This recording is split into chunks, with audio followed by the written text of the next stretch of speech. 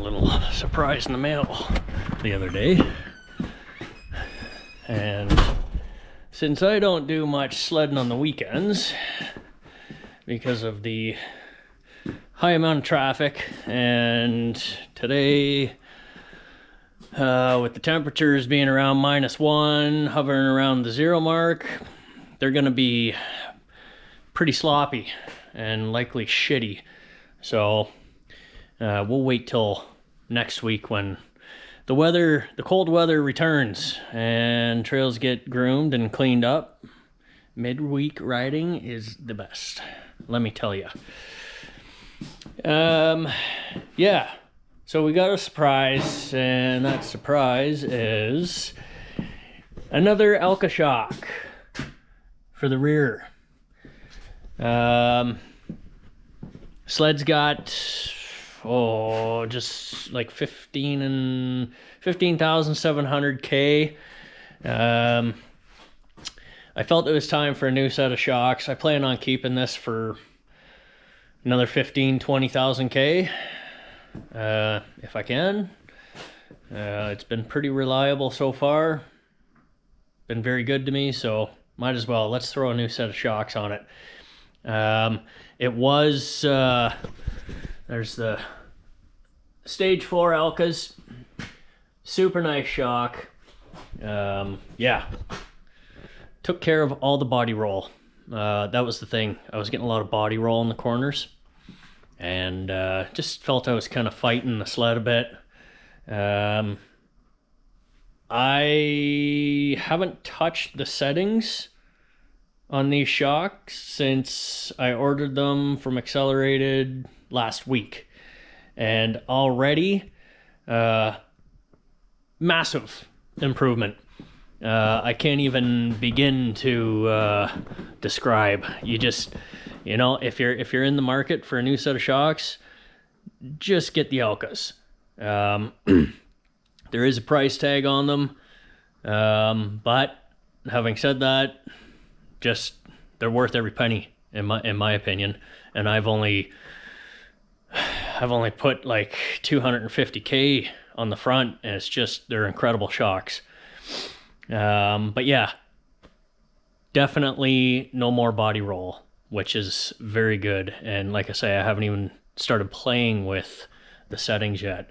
So yeah, I was very impressed with how the front shocks made a difference in the sled's overall handling.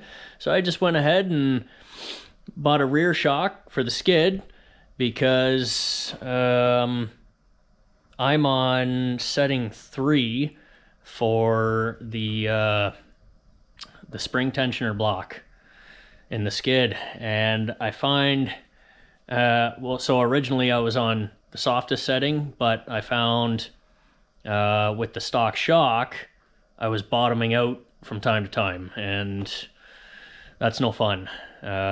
Plush ride on setting 1, but yeah, you definitely bottom out.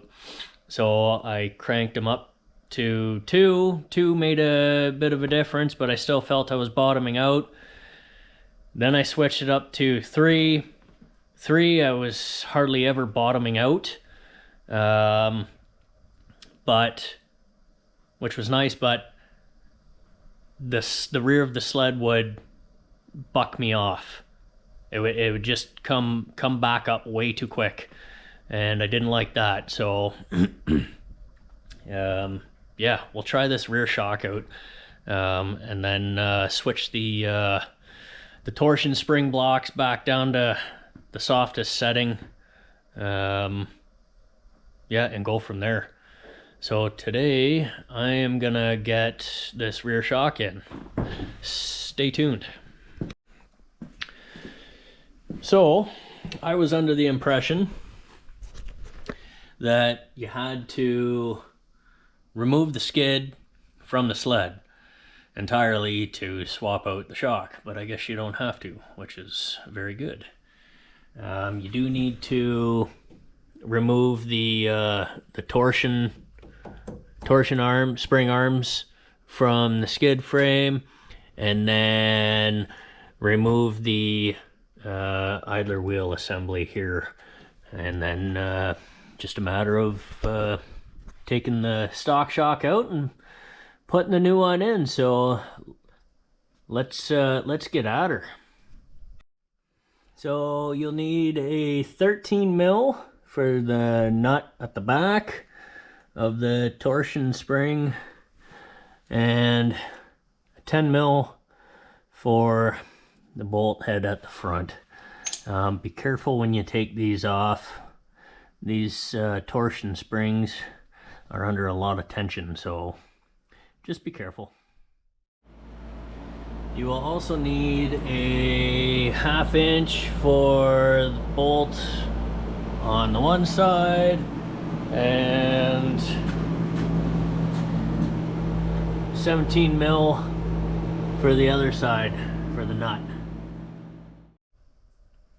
So then you just, all you gotta do is once you get that bolt out, is just kind of bring that up, pull the wheels off, and yeah, then you gotta take this bolt out here, which is what is that, a 17 and then a 13 mil on the other side. It's probably the same for up top there, and it's just a matter of taking that out, putting the shock in, and putting everything back together.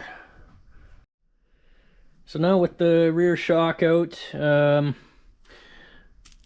I checked over this just to make sure it's still free and moving like it should. Gave it a couple squirts of grease. Put a zip tie around both ends there, keep the bushings intact. And then what you do is you go like this and you hang it on the shelf with the rest of them and say farewell. So it's all back together. Excuse me. What you want to make sure of is, you'll notice on the front shocks there's a little red adjuster knob for the rebound. The rear shock doesn't have one because you can see how close it is to the track, the underside of the track. It's about 1 inch. So if there's any snow, ice chunks, or rock, any kind of debris, it's gonna take that red knob right off. So my guess is that's probably why they just don't even come with one. You still get your red adjuster knob for the low speed compression there on the chamber, but that's it. That's pretty well it. Pretty straightforward installation.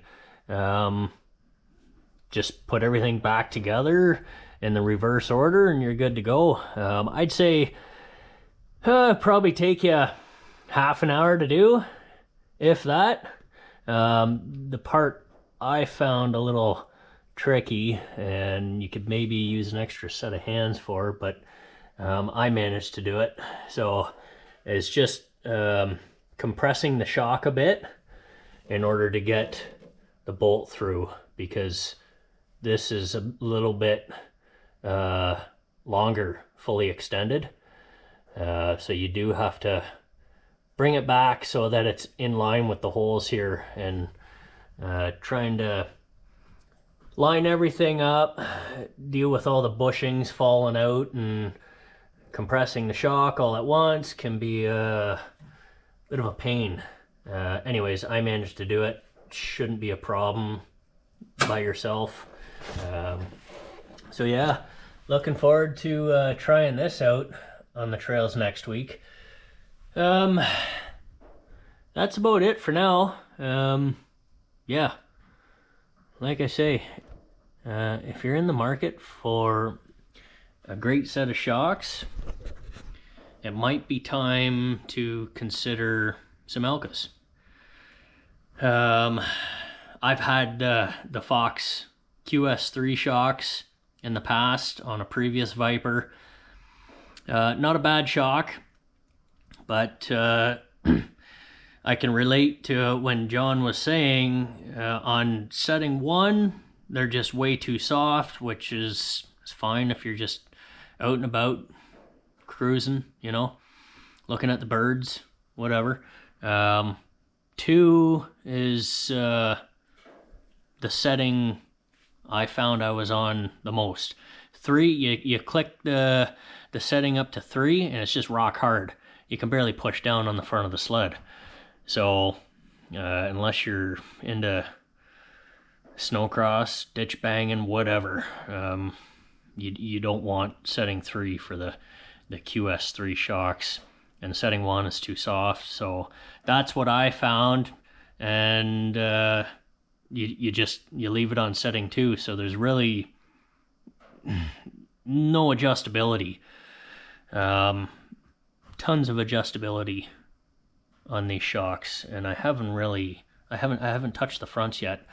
I'm gonna try out the rear shock, see how it reacts and handles, and go from there. So yeah, I'll do another review later on in the season, and let you know how these shocks are performing. I'm pretty excited. So we'll see you on the next one.